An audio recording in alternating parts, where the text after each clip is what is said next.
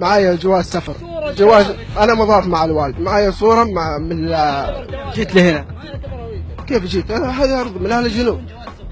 معايا صوره من الجواز السفر معايا. عندك ما يثبت انك سعودي ولا غير سعودي؟ والله هذا اللي معايا ولا زبال. عندك خلاص تاخذ الاجراء اللازم ورجاء نجلس بالسياره لين تاخذ الاجراء. عطني رخصة سواقة، عطني جواز سفر، عطني إقامة، ايش عندك؟ ما عندي. عندك صورة جواز؟ عندي صورة من الجواز، عندي رقم سجل. جواز منك؟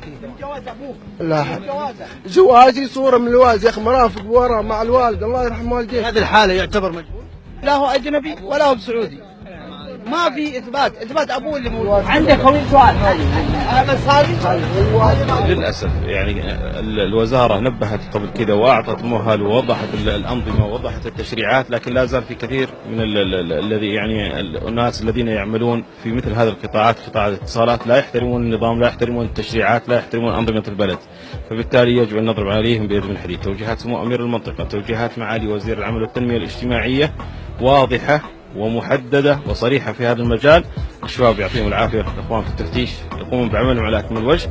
اليوم داهمنا هذا السوق، للاسف انه فيه شريحه كبيره من غير المواطنين يعملون فيه وهم اصلا غير نظاميين، وحتى فيه اشكاليه في السجلات التجاريه واشكاليه في تصاريح البلديه. قمنا بعملنا، ادوا الشباب واجهوا ما شاء الله تبارك الله، صلى الله لهم التوفيق. سنستمر باذن الله في منطقه مكه المكرمه بهذه الحملات التفتيشيه المفاجئه والمنظمه على مستوى جده ومكه والطائف والمراكز المحيطه باذن الله.